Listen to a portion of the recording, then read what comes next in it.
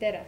Mina olen Mauruse eesti keelekirjanduse toimetaja Maarja Valk ja minu käes on siin üks õpik, Keel ja ühiskond, tuli trükist sel aastal ja minu kõrval istub kaks selle õpiku kaasautorit, Reet Varik ja Andra Kütt.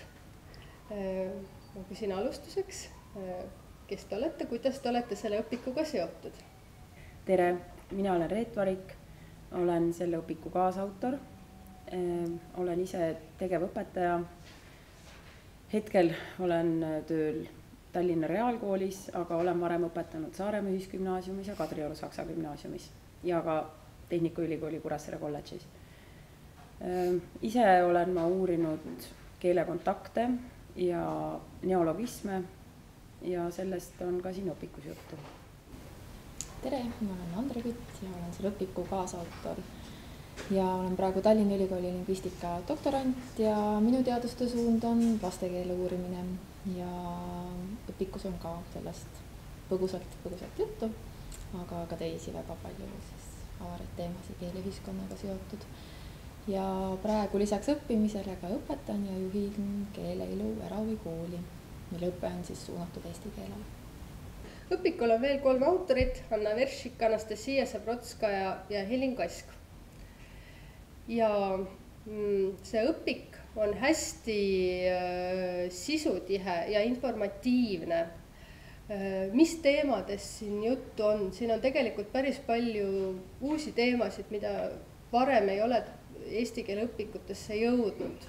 Ja kui oluliseks te neid hindate, et neid on nüüd siin käsitletud? No, mina tooksin kohe esimesena välja õpiku lõpupeatüki tegelikult, kus räägitakse virtuaalsest suhtlusest. Ehk siis see on täpselt see teema, mis ongi väga tänapäevane, mis on ka väga muutuv, et isegi kui sellest on ka varem juttu olnud, siis mitte nii tihedalt ja mitte nii sisukalt, sest see virtuaalse suhtluse olemus juba on selline ka päris muutuv. Ja kindlasti sellises multikultuurses ühiskonnas, nagu meil praegu on väga oluline ka kakskeelsuse teema õpikusse toomine. Aga ma arvan, et me mõlemad nõustume, et selle õpiku selline väga tugev ja teoreetiline alus ongi ikkagi see, et keel ja ühiskond on omavahel vaieldamatult väga tugevalt seotud. Ja me jõuame tegelikult sellise keeleuurimissuuna juurde nagu sotsiolingvistika. Aga oskate te paari sõnaga öelda, mis on sotsiolingvistika? Kuidas teie seda mõtestate? Seda on muidugi väga raske mingit suurt teadusdistsipliini paari sõnaga lahti öelda, aga millega sotsiolingvistika tegeleb? Me jõuame jälle tagasi selle teoreetilise alusele, et keele ja ühiskonna seosed. Oma teaduste suund on mul samuti sotsiolingvistiline, et ma vaatan erineva kasvukeskkonna mõju lapse keele kasutusele. Aga ikka need teemad, mis õpiku peatükke läbivad, et keeled muutuvad, keele muutus on normaalne nähtus, keeled laenavad, sõnad kaavad, tekivad juurde. Just see keele ühiskonna seos hästi tugevalt kõiki need teemasiga läbi. Et seal õpikus on väga oluline koht ka näiteks sellisel teemal nagu keele varieerumine. Et see räägitakse erinevatest keelevariantidest ja see rõhuasetus on just seal, et ükski variant ei ole teisest nii-öelda parem või halvem, vaid et need kõik on keele loomulik osa, kaasa arvatud roppused ja selline poeetiline keel ja siis see neutraalne kirjakeele norm. Ja ka keele kasutaja, ütleme selline esile toomine ja keele kasutaja oma keele markeri ja stiilivärvinguga. Selles õpikus on hästi palju huvitavaid servatekste ja mulle meeldisid igasugused põnevad näited.